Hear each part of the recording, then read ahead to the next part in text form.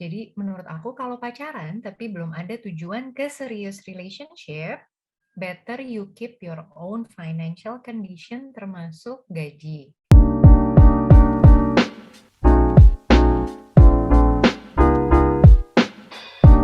Hai Growth Spacer, kembali lagi di Kubis, Kupas Habis bersama gue Hana. Hari ini gue mau ngobrolin sesuatu yang sangat sensitif nih, yaitu soal keuangan. Nah, ngomongin tentang keuangan, ini biasanya menjadi problematika ketika lo sudah ingin serius sama pasangan lo, apalagi kalau lo sudah sampai di tahap menikah. Kadang tuh ya, walaupun udah nikah, ngomongin keuangan itu bukan suatu hal yang gampang. Kadang kayak masih ada, "Aduh, gue takut ngomongin ini sama pasangan gue," atau, nanti kalau gue terbuka, pasangan gue marah lagi," atau apalah gitu ya. Nah, sekarang gue pengen kupas habis-habisan tentang keterbukaan sama pasangan bareng 2 expert yang sudah menemani gue hari ini, yaitu Mbak Alia Natasha, seorang Certified Financial Planner. Halo Mbak Alia. Halo, Growth Space. Hai, happy to be here. Happy also Mbak, ya ampun. Mbak Alia apa kabar? Alhamdulillah baik dan happy banget diajak ngomongin tentang duit selalu dan apalagi tentang relationship ya. Ini Benar. challenging banget biasanya. Iya, benar-benar benar, challenging banget. Nah, Ya. expert yang kedua yang udah gue ajak itu adalah Mbak Nuran Abdad, seorang psikolog yang biasa ngomongin tentang relationship nih. Halo Mbak Nuran. Hai Mbak, apa kabar Mbak Hana? Alhamdulillah baik. Mbak Nuran apa kabar? Alhamdulillah sehat. Hai Mbak Alia. Hai Mbak Nuran. Hai, sehat ya semua kita deg-degan nih karena mau ngomongin Yeay. relationship and money. Ya, ya, ya. Not Betul, betul. easy ya. Heeh. Aduh, sampai sekarang juga mungkin masih struggling ya. Aku pun juga sebenarnya kan aku tuh sudah menikah gitu. Kadang juga ngomongin duit tuh kayak nyari waktu yang tepat, masih mikir-mikir. Wah, ini nih. Dan mungkin teman-teman juga banyak yang relate nih ya kalau tentang keuangan dan relationship gitu. Oke, aku langsung aja nih. Sebenarnya kalau dibilang penting gitu ya terbuka keuangan sama pasangan, apalagi dalam konteks misalnya sudah menikah itu kan kayak penting banget gitu. Semua orang kayaknya mengatakan seperti itu gitu ya. Ya, Tapi nih kalau apa namanya to be honest Mbak Alia, ya. sebenarnya kalau kita mau ngukur dari skala 1 sampai 10 itu di angkanya tuh di mana? 1 itu tidak penting, 10 itu sangat penting. Oke, kalau dari aku pribadi ya, karena personal finance itu sifatnya personal, jadi mungkin berbeda dengan kebanyakan orang juga. Kalau buat aku pribadi, skornya itu ada di 8.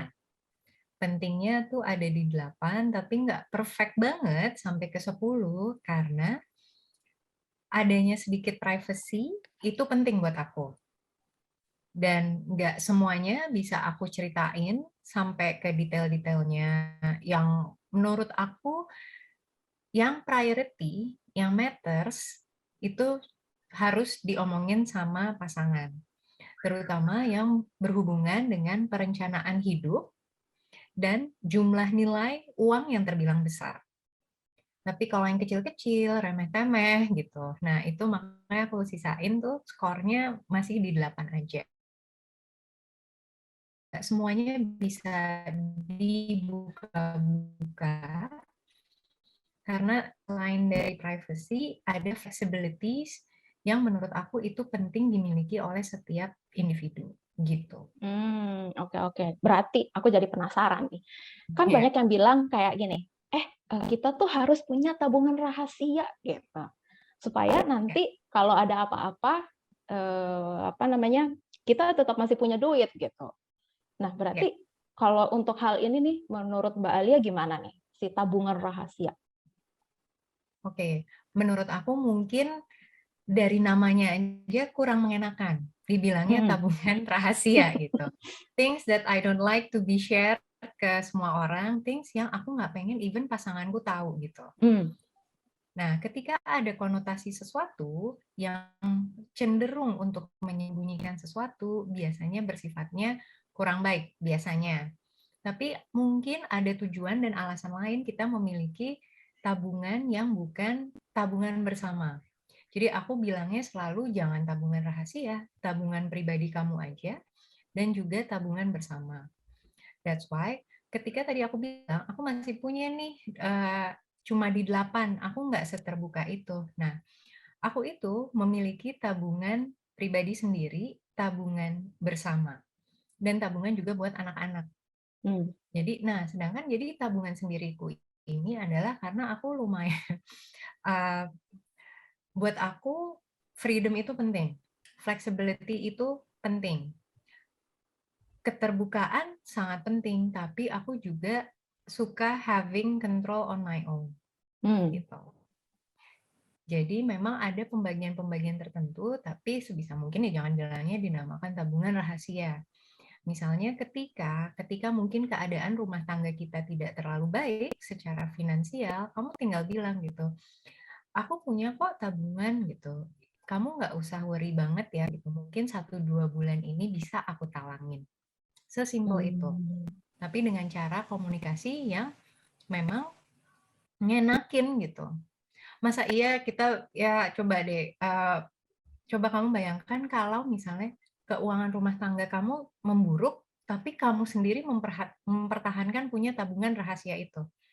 Dan Ya, ya, ya. atau dibalik keadaannya, ketika keadaan rumah tangga kita buruk, pasangan kita memiliki tabungan rahasia yang saat itu dia tidak pernah mengatakan apapun, tapi suatu waktu ketahuan, apa yang akan terjadi? Lebih nggak ngenakin lagi, Betul, betul. gitu.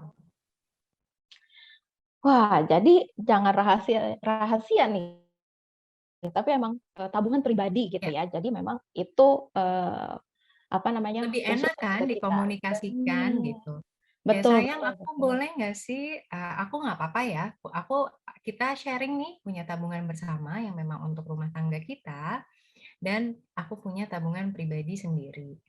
Ini juga berlaku ya untuk pasangan yang dua-duanya bekerja atau cuma salah satu yang bekerja. Misalnya yang si istri biasanya mendapatkan jatah nih dari suami gitu. Toh suaminya juga tahu dikasihnya berapa gitu kan. Kalau dia mau memiliki tabungan ya biarin aja gitu. Ini kan biar dia memiliki independensi terhadap privacy dan keuangannya juga. Oke, oke, oke, oke. Kalau dari Mbak Nuran nih, Nah, secara psikologis gitu ya, sebenarnya sepenting apa sih, untuk terbuka sama pasangan? Karena biasanya kan kalau soal keuangan itu juga, biasanya mempengaruhi sama, kualitas relationship kita gitu kan ya, Mbak? betul. Nah, Jika ini tuh jika kayak gimana nih? dikatakan Seberapa penting sih? mhm, jika dikatakan seberapa penting, menurutku setuju sekali dengan pernyataan Mbak Alia tadi, itu justru sangat penting. Sangat penting ini kan ada skalanya ya, jika kita tadi review diskusi Mbak Alia. Jadi memang kenapa dikatakan sangat penting, ini kan bisa dikatakan bentuk dari komitmen kita. Rumah tangga itu kan sebuah hubungan yang sakral, yang notabene berarti eksklusif. Membedakan hubungan-hubungan kita seperti persahabatan, pacaran, pertemanan, dan beragam hubungan lainnya. Makanya dikatakan tadi pernikahan. Nah, mau menikah itu kan pasti ada poin-poin tertentu, value-value khusus, hingga membuat kita condong untuk yakin, oke, saya mau menikah. Walaupun mungkin keyakinan 100% itu tidak akan pernah ada pada setiap dari diri manusia atau individu, mungkin tidak. Jika dikatakan penting, penting banget dong, karena ini sebuah paket di dalam komitmen kita tadi. Kerap kali pembicaraan masalah keuangan ini untuk teman-teman dalam uh, pernikahan ya, contohnya, itu tuh biasanya untuk budaya kita itu masih cenderung sensitif. Walau makin ke sini terlihat lebih lebih baik, sedikit lebih baik. Mungkin nanti kita akan balik sedikit sudut pandang dari Mbak Alia yang melihat konteks ini. Tapi memang sensitivity ini tentunya tertuju. Kalau kita belajar tentang budaya, dahulu kita itu kan lebih cenderung budayanya patriarki. Bahwasanya lelaki adalah sosok yang memang pribadi yang akan memberikan nafkah. Perempuan itu adalah yang diberi nafkah. Tentu berpuluh-puluh tahun hingga sekarang masihlah terpatri sedikit banyak pemahaman tentang itu. Jadi kita tidak menutup kemungkinan itu tetap ada. Walau bersyukur sekali dengan edukasi hebat kita makin ke sini, kita teredukasi, budaya tadi sedikit banyak kita perbaiki sudut pandangnya. Bukan kita hilangkan, tapi mungkin lebih perbaiki. Karenanya perempuan dan laki-laki punya peran-peran yang memang sebegitu hebatnya mampu untuk membantu rumah tangga tadi ini. Bukan hanya keuangan, tapi juga komitmen lainnya. Tapi tadi, uang itu biasanya menurut penelitian menjadi problematika besar yang akan menjadi tolak ukur berjalannya sebuah rumah tangga. Ada keuangan, ada kesehatan, oke, dan ada relationship-nya sendiri secara romantic relationship. Ini menurut penelitian yang memang ada di beberapa negara, utamanya di Amerika. So, kita jadi kebayang dong, uang tuh efeknya besar banget ya dalam rumah tangga. Yes, memang besar. Bukan berarti uang membeli kebahagiaan, tidak. Mungkin poin-poin bahagia itu beragam selain uang. Tapi termasuk uang, bukan? Yang bisa membuat kenyamanan. Bahagia itu kan bentuk nyaman. Sedikit banyak ada di situ poinnya. Jadi bohong kalau uang tidak bisa memberikan kenyamanan, bohong. Tapi uang ditunjang dengan apa untuk memberikan kenyamanan? Mungkin itu polanya. Jadi kalau seberapa penting, karena tadi sangat penting, maka kita mungkin akan lihat lagi ke sisi lainnya. Seberapa besar si individu dalam rumah tangga tadi itu menitik beratkan bahwa keterbukaan tentang keuangan itu menjadi sebuah nilai komitmen, value khusus atau tidak. Kerap kali ada kan, tadi kalau dengar sedikit namanya dana rahasia atau tabungan rahasia. Masa rumah tangga ada rahasia? Kan kesannya gitu ya. Apakah itu bentuk lain dari cheating? Jangan-jangan itu seakan cheating tapi ke uang. Bisa jadi. Karena itu adalah bibit dari kita merahasiakan sesuatu yang sebenarnya buat apa sih dirahasiain? Pengen nanya dulu. Karena makna rahasia sama makna privacy itu jadi beda. Kalau privacy, kita mengakses kebutuhan bahwa privacy itu boundary. Dalam psikologis disebutkan batasan. Batasan atau personal boundaries yang setiap manusia atau individu itu tuh butuh punya. Mau nikah, mau pacaran, mau bersahabat, berteman, hubungan antara anak dan orang tua, kita butuh punya pola, punya personal space, punya personal boundary. Kalau nggak punya, berarti kita belum benar-benar mampu untuk bertindak asertif dong. Asertif itu kan nama kerennya dari mampu untuk bersikap tegas, mampu untuk menyuarakan apa yang diinginkan sesuai dengan skemanya. Bukan berarti mau karena inilah maunya aku, kesannya gue jadi toxic banget gitu loh. Anything by me, on me, bukan gitu loh. Tapi lebih ke arah saya tahu ini pantas untuk saya, ini adalah nilai penting untuk value saya. Jadi tadi itu yang Mbak Alia share sedikit di awal, emang ternyata kita butuh personal boundary. Kalau kita nggak punya, kita nggak benar-benar tahu hubungan ini tingkat kenyamanannya, batasannya, skala kebutuhannya ada di titik mana. Gitu. Waduh, makin tegang nih. Gue jadi nikah nggak nih? Yang pacaran gue harus ngomongin apa nih? Iya, aku tadi sangat tercerahkan nih. Ternyata iya juga ya. Jadi antara tadi boundaries gitu ya, personal space sama hal-hal yang tadi tuh sifatnya cheating. Jadi aku baru tahu kalau ternyata kita bisa cheating secara keuangan ya. Aduh, Bisa banget. wow. Yes. Jadi, buat teman-teman ya yang sudah menikah, aduh, curiga langsung. Aku rasa juga kayak aku baru membedakan itu gitu, kayak oh ya benar juga sih, personal space dan itu tadi ya sesuatu hal yang dirahasiakan. Jadi itu dua hal yang berbeda teman-teman. Nah, oke, aku mau lanjut tadi ngomongin tentang yang pacaran gitu ya, biar teman-teman growth spacer yang pacaran nih nggak lama-lama menunggu gitu. Aku harus seterbuka apa sih gitu. Kalau misalnya ternyata, aduh kok pacar aku udah nanya-nanya gaji aku sih, sedangkan aku belum, kayaknya Iya. belum perlu deh kayaknya gitu. Nah, menurut Mbak Alia gimana nih? Oke. Nah, ini aku setuju banget dengan statement yang tadi kamu barusan bilang. Pacarannya yang kayak apa nih? Hmm. nggak semua relationship yang kamu jalani selama pacaran itu harus tahu gaji kamu. Itu menurut aku. Kenapa? Ya, sorry to say ya gitu. Biasalah, itu akan nyampe. Slip gaji kamu tuh akan nyampe. Entah ke teman, entah ke saudara. That's why kalau misalnya dulu nih, zaman aku pacaran pas awal kerja gitu, aku nggak pernah ngaku tuh gaji berapa gitu. Paling aku bilang, kalau ditanya gitu, berapa gaji lo? Ya kira-kira nggak nyampe segini lah gitu. Jawabnya tuh bukan yang ngasih lihat slip gaji atau memberikan nominal yang akurat gitu. Mhm. Tapi begitu ke jenjang yang lebih serius, pasti different treatment. Jadi menurut aku kalau pacaran tapi belum ada tujuan ke serious relationship, better you keep your own financial condition termasuk gaji. Karena you will never know akan nyampe ke siapa aja tuh nominal di slip gaji kamu. Oke. Jadi itu mungkin gini ya, mungkin skala privasinya juga beda gitu. Mungkin aku orang yang sangat private gitu. Jadi nggak semuanya aku umbar, aku juga pikirlah ke orang-orang yang pengen aku umbar tentang financial. Karena menurut aku yang namanya gaji itu sangat-sangat personal. Itu menunjukkan seberapa valuable diri kamu dinilai di dunia kerja. Jadi buat aku itu matters. Dan aku nggak suka ngumbar-ngumbar itu.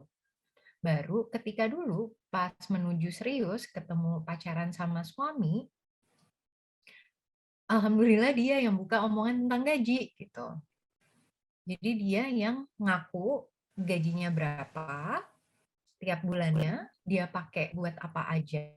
Dan di situ memberikan alokasi untuk ibunya. Jadi menurut dia, orang tua yang membesarkan dia, terlepas ada tanggung jawab atau enggak, itu sebaiknya memang mendapatkan porsi alokasi gaji. Dan yang bikin aku makin yakin ngomongin tentang keuangan itu, karena dulu aku sama dia sama-sama karyawan ya gitu. Jadi kita ngerasain tuh tiap musim bonusan. Begitu tahun pertama pacaran, musim bonusan datang, aku dikasih tahu berapa bonus yang dia dapat yang menurut aku gila nih fantastis banget bonusnya dia gitu. Dan dari situ dia juga ngasih aku jatah bonusnya. Jadi dipilih-pilih ya kalau mau ngasih informasi tentang gaji kamu ke pacar kamu yang sekarang gitu. Kalau memang terlihat ada masa depan, berkomitmen, atau orang ini memang bisa menjaga rahasia, it's okay. Tapi kalau enggak, kamu juga bisa malu. Apalagi kalau misalnya ternyata begitu kamu tahu gajinya mungkin tidak sesuai ekspektasi kamu, atau mungkin kamu malah direndahkan dengan gaji.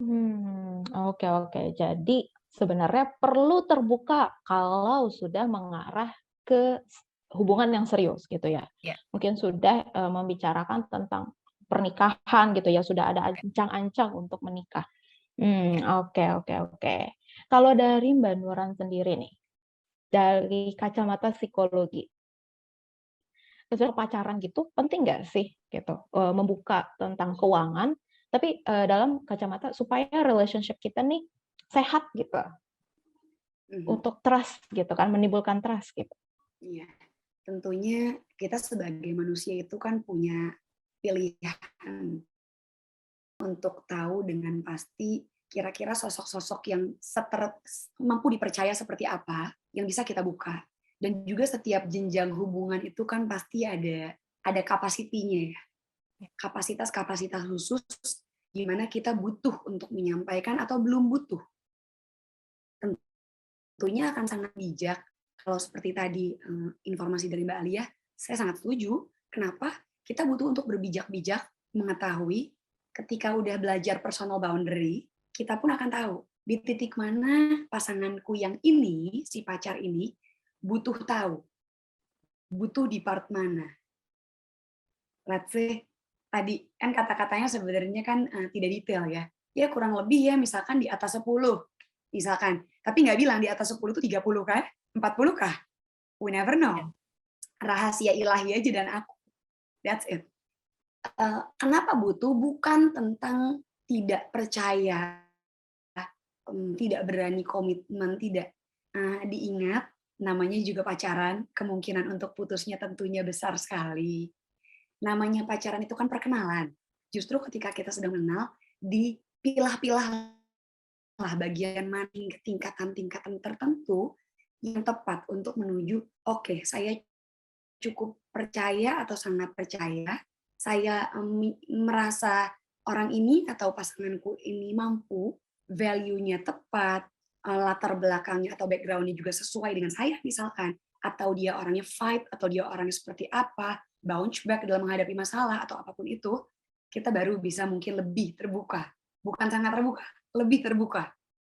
Karena keterbukaan yang mutlak memang disarankan ketika tadi sudah dalam fase yang memang kita benar-benar merasa lebih aman dan nyaman.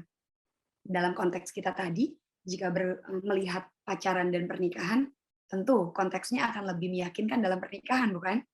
Maka transparansinya dan very open-nya akan lebih bijak ketika kita tahu, oke, tingkat keseriusannya sudah berapa persen, persiapan apa yang akan kami lakukan, mungkin kedua belah pihak keluarga, jika memang dipertemukan tentunya sudah terjadi, ada step-stepnya dulu, yakin kita baru cukup terbuka lebih dalam lagi, detail bangetnya kemungkinan tadi di pernikahan. Karena kan sebelum menikah pun kalau kami dalam premarital counseling atau counseling sebelum menikah, kami tentunya akan mengajak teman-teman yang datang ke ruangan kami untuk belajar memahami tentang mekanisme keuangan dan keterbukaan atas keuangan. Apa sih? Kalau berani terbuka, makna terbuka itu apa? Oh, setidaknya cukup paham tentang pendapatan pasangan kita, kedua belah pihak. Belum pede banget ngomong detail di atas 10-nya berapa, nggak apa-apa. Ya di atas 10, di bawah 30. Tetap, tanda Kayak tanya. survei ngisi data nasabah ya. Betul kan? Betul. Iya. Jadi kita juga punya ancang-ancang yang tepat nih. Kira-kira selama ini cara kamu menabung tuh gimana? Menurut kamu atau enggak, menurut kamu tuh nabung tuh penting nggak sih? Pengen tahu. Dengan gajimu yang segitu biasanya kamu tuh spend apa aja sukanya? Maybe kamu suka traveling, maybe kamu suka ngasih hadiah ke orang tuamu, Ya. maybe ini, maybe itu. Kita jadi terbayang, oh dia orangnya misalkan fancy life. Oke, sesuai nggak nih kira-kira kerjanya posisinya sebagai apa? Uangnya tuh kurang lebih berapa? Hari gini kan melihat kecenderungan keuangan seseorang itu lebih mudah ya, untuk kita tahu kurang lebihnya, dengan edukasi kita yang jauh lebih meningkat. Sekiranya dengan gaji sebegitunya, dengan pola hidupnya, lifestyle-nya, is it possible untuk saving? Oke, udah main di value nih, mulai meraba. Oke, value kita sama nggak ya tentang financial things? Oh, kayaknya beda deh. Oke, tarik dulu sedikit. Menurut kita finance penting nggak tadi? Kalau penting, oke, perhatikan lagi di sisi lain, poin-poinnya. Oh, ternyata belum masuk nih buat jadi calon imamku. Buat Oke, mohon maaf jadi imam dan makmum itu susah ya. Oh iya, Jadi sangat. hati-hati. Bukan following aja ya yang di depan ya. Karena kan rumah tangga itu kadang kita menjadi follower, kadang kita menjadi leader.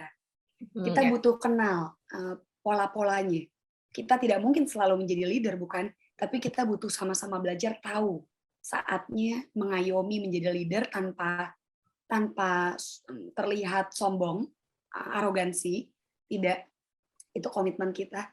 Jadi ketika kita sudah mulai belajar sistem keuangan pasangan kita, pacar tadi, cara dia memanage keuangan, lifestyle, kehidupan rumah tangga dia hidup dengan siapa saja, dia tuh menafkahi siapa aja, dia sandwich generation atau apa. Ini penting loh.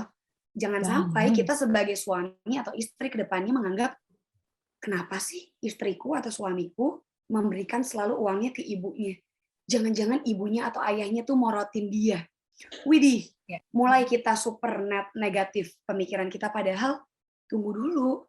Jangan-jangan memang ini cara hidup dia sejak dulu. Menurut dia ini adalah nilai penting dalam dia berkomitmen dengan orang tuanya. Gak apa-apa dong. Kenapa harus gak nyaman? Nah, ketidaknyamanan ini ada karena apa? Karena kita nggak terbuka, bukan? Di awal hubungan kita. Coba dari pacaran kita udah mulai sedikit mengarahkan cara bicara di bagian ini. lebih aman, benar-benar menuju pernikahan. Oke, aku akan buka kurang lebihnya begini, begini, begini. Ada yang ditutupin dikit lagi, Teng sudah menikah, details. Tapi juga bilang bahwasanya memang aku merasa sepersekian dari gajiku itu adalah hak mutlakku. Ya, Sepersekian dari gajiku misalkan bentuk zakatku, atau bentuk untuk orang tuaku, atau apa, aku punya pekerjaan apa. Ini mungkin saya izin nanti Mbak Alia yang lebih tepat untuk menyampaikan tentang persentase. Tapi itu penting loh, karena kita kan nikah itu punya tujuan bersama ya. ya. Betul. Nanti kita akan masuk ketika bicara tentang nikah lagi, kesepakatan seperti apa untuk mendiskusikan keuangan lebih nyaman.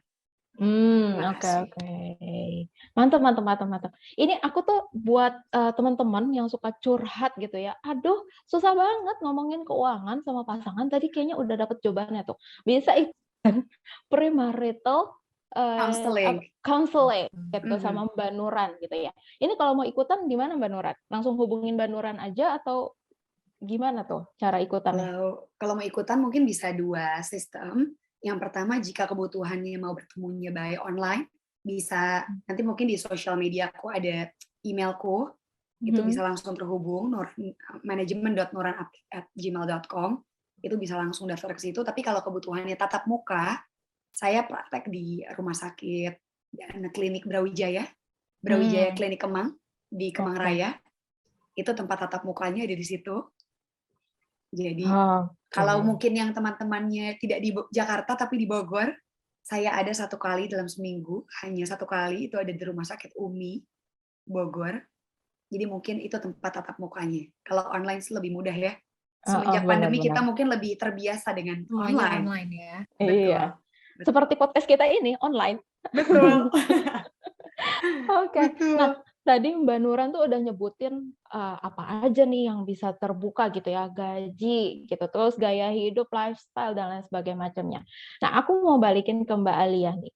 Kalau dari masa pacaran dulu deh, karena kan tadi kita lagi ngomongin pacaran gitu ya. Tadi kan kalau misalnya gaji itu harus lihat tahapannya sampai mana gitu ya. Ya. Tapi kalau misalnya ini udah kita bicarakannya sudah serius aja, sudah menuju serius, udah punya rencana untuk menikah gitu, dan Ya. mungkin lagi mempersiapkan pernikahan.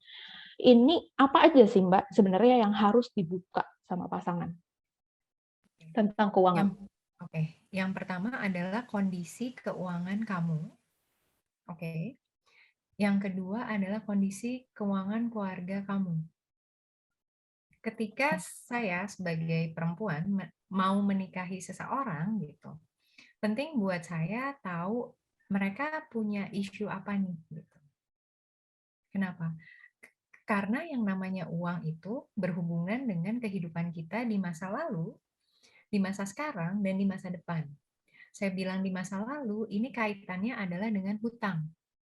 Hutang itu selalu mengambil sekian porsi dari masa depan yang kita sedang siapkan ataupun masa kini yang sedang kita jalankan. Itu satu hal yang sangat paling penting.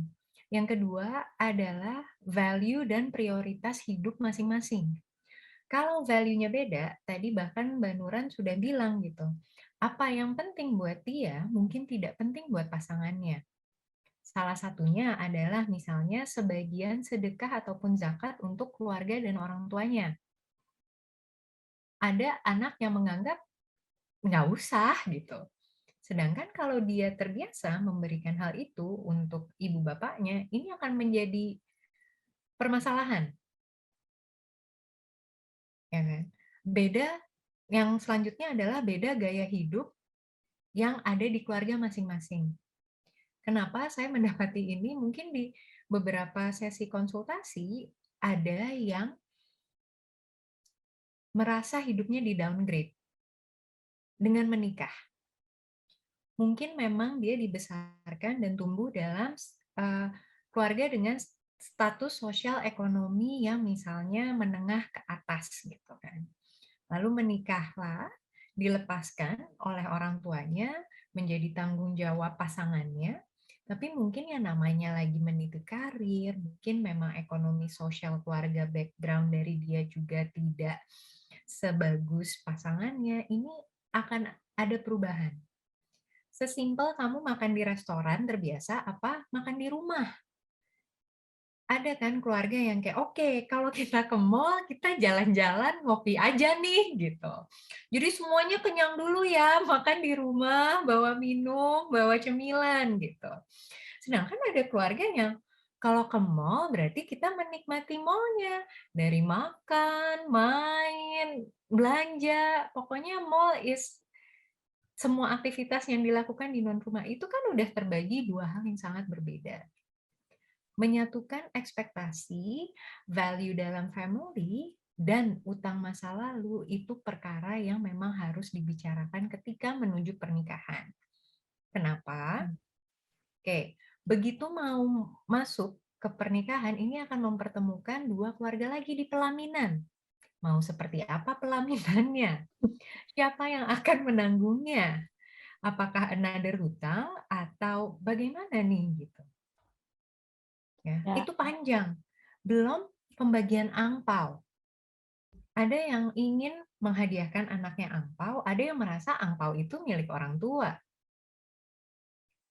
betul. Ketika kita sama pasangan kita aja tidak bisa jujur, bagaimana kita membackup jika keluarga pasangan kita memiliki isu? Hmm, benar, benar, benar. Akan ada kebohongan, akan ada konflik. Belum nggak usah ngomongin gaji nih, ngomongin value aja gitu. Lo tahan nggak hidup sama gue? Tiap minggu lo ke mall mulu sama bapak lo gitu, ya kan? Sedangkan gue harus bikin calon pasangan aku kenyang dulu nih di rumah gitu. Sesimpel itu. Nah, mungkin Mbak Nura nih bisa menjawab kalau dia menghadapi situasi yang seperti itu, sebagaimana nih harus bereaksi. Nah, itu dia tuh kayaknya tuh itu tuh pertanyaan yang sudah mencuat-cuat tuh ketika dengerin Mbak Alia jelasin. Aku harus gimana nih kalau ternyata pasangan aku ternyata punya beda persepsi sama keuangan. Oke, itulah hal yang memang akan sangat bijak tadi dibicarakan sebelum pernikahan. Kan ini ada garisnya nih. Agar tidak terkejut, persiapkanlah. Itulah fungsi dari diskusi kita hari ini buat teman-teman yang belum menikah dan Ya, perbaikan untuk teman-teman yang mungkin sudah menikah tapi oh ternyata ada yang misperception nih atau ada yang salah langkah, ada yang belum tepat. Jadi memang alangkah bijaksananya benar sekali. Sebelum menikah itu namanya kita pendekatan dalam bentuk tadi pacaran. Pacaran itu kan untuk pendekatan intinya. Untuk mengenal apa? Mengenal karakter pasangan kita. Mengenal value apa yang dia pegang dalam hidupnya. Mengenal purpose of life-nya dia. Dia tuh punya goal apa, punya purpose apa. Dia tuh benar-benar memahami nggak sih kebutuhan yang ingin dia dapatkan tadi? Atau itu keinginan semata? Perception. Berarti kan it's all about his or her perception and perspective gitu ya tentang kehidupan. Kita butuh kenal dulu. Ini kita bukan cari orang yang sempurna ya, karena nggak mungkin ada pasangan sempurna. By the way. Betul, Lalu betul. tadi kita punya ekspektasi menikahnya apa? Tolong diingat, pasangan kita itu dengan menikah nggak akan berubah. Kalau dia nggak mau berubah, kalau dia tidak mengenal isunya dan tidak paham isu, jadi nggak tahu dong caranya berubah. Banyak dari kita yang berpikir nanti juga habis nikah dia bakal berubah, dia bakal bertanggung jawab, Janji palsu tuh ya. dia bakal bukan janji palsu, tapi tapi harapan. kita kadang memberikan harapan untuk diri kita sendiri, tapi harapan semu. Kitalah Hmm, pembuat harapan itu. Kalau cowok atau ceweknya nggak usah kita tanya. Kalau pasangan kita, dia bisa memberikan harapan dimanapun caranya. It's all about teknik hmm. aja. Pinter-pinteran aja dong untuk meyakinkan, untuk menumbuhkan trust. Tapi kita sebagai orang yang syukurnya sih kali ini kalau orang tuh nggak berilmu, menurut saya nggak mungkin ya. Media ilmu tuh banyak Ya. banget. Hmm, Yang hmm. penting punya kuota aja. Udah, insya Allah beres. Oke, betul butuh uang, tapi tidak berarti butuh uang besar. Tidak berarti. Jadi kembali kepada individu tersebut. Apakah kamu ingin mempersiapkan sebelum pernikahan itu terjadi atau tidak? Dan mohon diingat, kalian ingin menikah secara marriage yang difokuskan, atau it's all about the wedding? Teman-teman kadang lupa. Saya suka tadi ada obrolan Mbak Alia tentang let's say perhutangan tadi itu ya. Karena inilah yang terjadi dalam kehidupan kita. Eh, Betul, kenapa butuh tahu tentang lifestyle tadi yang saya share dan juga Mbak Alia share tentang hutang. Terus nanti pernikahannya kurang lebih didanai oleh siapa? Kalau ternyata didanai oleh diriku, si pasangan tadi, si cowok atau si cewek berdua, oke, uang kita datangnya dari mana? Dari gaji kah? Atau dari pinjaman online kah? Atau dari pinjaman ke tante ob, orang tua, atau apa? Betul, yang sering jadi masalah juga uang angpau dan lain-lain. Itu kan lebih ke sibuk mempersiapkan wedding. Kerap kali individu dan si pasangan ini sibuk mempersiapkan wedding, tapi lupa kapan waktu yang tepat untuk mempersiapkan marriage. Nah, related about mempersiapkan marriage tadi, ini nih, makanya tadi saya share tentang trying to be open, terbuka. Tapi terbuka tuh bukan, oh transparan sebesar-besarnya, enggak. Tapi ada clue-clue yang butuh ditransparansikan, terutama detik-detik sebelum menikah. Misal ya, kita memang sudah pernah menikah si orang tersebut saat menikah lagi. Harus dong cerita, saya mendanai anak saya barangkali di pernikahan sebelum. Saya punya hutang, kantor saya masih ngontrak, atau rumah kita akan ngontrak, atau apartemen ini masih nyicil. Oke, itu paling dasar banget tuh. Terus saya punya gaji sekian betul. Manajer keuangan saya selama ini tuh siapa? Selama hidup saya sebelum menikah nih. Aku atau ibuku atau asisten keuanganku, yang lain siapa? Karena kita akan bekerja sama. Bahwa kita akan menitik beratkan ketika nanti kita menikah, berarti ada kemungkinan kita akan bekerja sama ya, manajer keuangan itu kita diskusikan kita berdua. Jangan ngatur dulu kan belum nikah nih. Hati-hati, takutnya nanti nggak jadi nikah udah diatur. Manajer keuangan nih calon istri misalnya, jangan. Tapi discuss, semoga nanti kita bisa diskusikan antara kita. Sistem keuangannya kalau kamu sekarang gimana, kalau aku gimana. Oke, kebayang dulu ya. Udah. Berlatih untuk menetapkan tujuan bersama itu relate dengan purpose of life-nya si individu masing-masing pasangan.